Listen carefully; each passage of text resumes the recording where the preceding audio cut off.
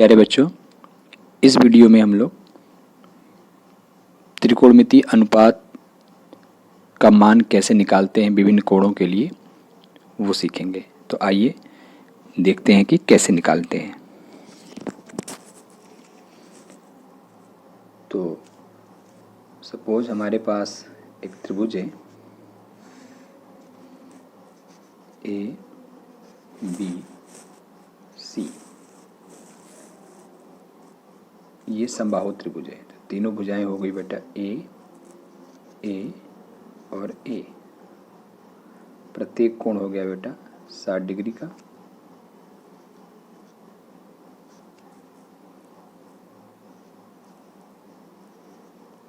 अब अगर मैं यहाँ से एक माध्यिका खींच दूँ तो बेटा ये हो जाएगी a/2 है ना, ये हो गई AD। तो त्रिभुज ADB में अगर पाइथागोरस का प्रमेय लगाया जाए तो देखो ये 90 डिग्री है। तो इस केस में बेटा AD का स्क्वायर प्लस BD का स्क्वायर हो जाएगा AB का स्क्वायर, है ना। तो AD का स्क्वायर प्लस BD की वैल्यू a/2 है, a/2 का स्क्वायर, और AB की वैल्यू बेटा a है तो a का स्क्वायर। तो यहाँ से AD स्क्वायर की वैल्यू होगी a square minus a square by 4। तो यहाँ से AD की वैल्यू आएगी बेटा 3√2 इंटू a। तो इस तरीके से हम AD की वैल्यू हमने फाइंड कर लिया, √3/2 इंटू a। अब हम यहाँ पर विभिन्न मानों के लिए अनुपात ज्ञात करेंगे। तो अगर त्रिभुज ADC में मैं यहाँ पर ADC त्रिभुज अलग से सेपरेटली बना लेता हूँ। ये देखो A है, ये D है, ये C है। ये कोण है बेटा 60, ये कोण है 30 और ये है 90। तो ये वैल्यू है बेटा √3/2, ये वैल्यू है A और ये है देखो a/2।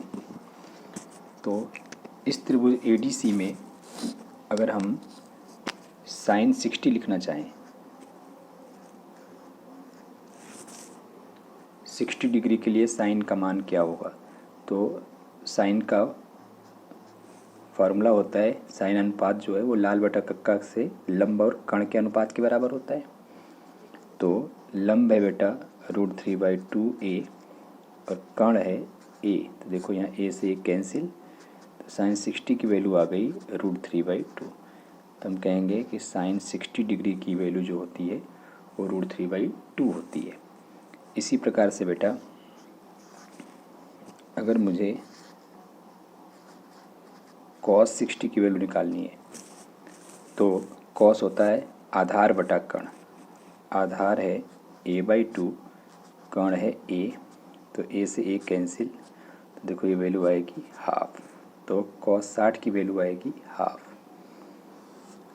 अब इसी प्रकार से बेटा अगर मुझे tan 60 चाहिए तो tan 60 होता है लंब बटा आधार,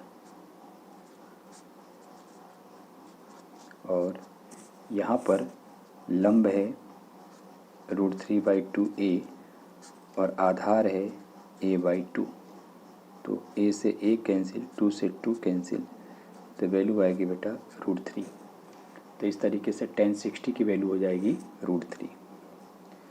सिमिलरली इसी त्रिभुज ADC में अगर मुझे sin 30 चाहिए तो बेटा आप देख सकते हो कि 30 डिग्री का एंगल जो है वो भुजा AD पर है। देखो ये, तो 30 डिग्री के लिए जो लंब है वो DC हो जाएगा या CD हो जाएगा, क्योंकि कोण के सामने कौन होता है, लंब होता है।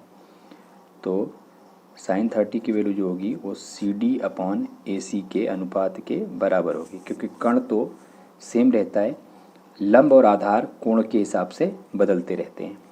तो CD की वैल्यू बेटा a/2 और AC की वैल्यू है a, तो वैल्यू आ जाएगी हाफ।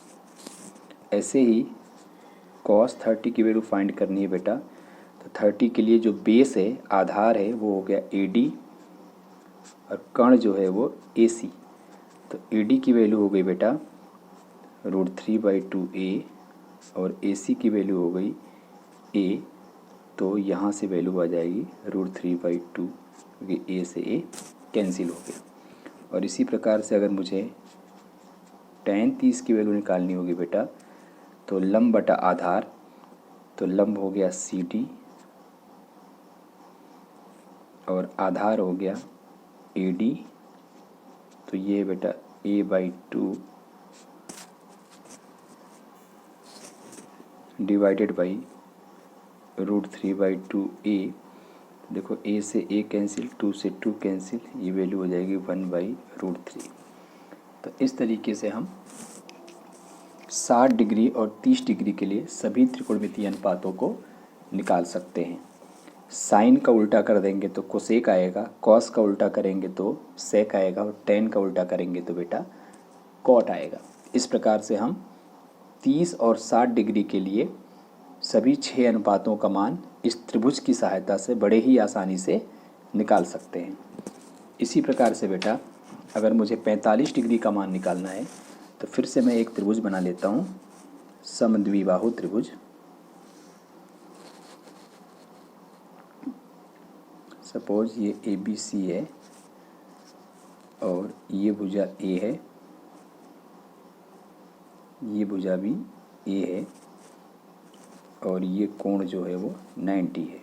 या इसी त्रिभुज को मैं सीधा करके बना लेता हूँ, इस तरीके से ये लीजिए, ये 90 डिग्री और ये दोनों कोण बेटा 45 हो गए। तो अगर कोण बराबर हैं तो उनके सामने की भुजाएं भी बराबर होंगी और पाइथागोरस के प्रमेय से बेटा कर्ण जो है वो √2a के बराबर हो जाएगा। ठीक है, अगर हम पाइथागोरस का प्रमेय लगाएं तो AB का स्क्वायर प्लस BC का स्क्वायर बराबर होगा बेटा AC के स्क्वायर के। और देखो ये A square plus A square equal to AC का स्क्वायर, तो 2A square is equal to AC का स्क्वायर। तो बेटा यहाँ से AC की वैल्यू आएगी √2a। क्लियर। अब यहाँ से हम अगर साइन 45 की वैल्यू प्राप्त करना चाहें तो लंब बटा कर्ण यानी A/√2a। A से A कैंसिल, तो बेटा वैल्यू आएगी 1/√2।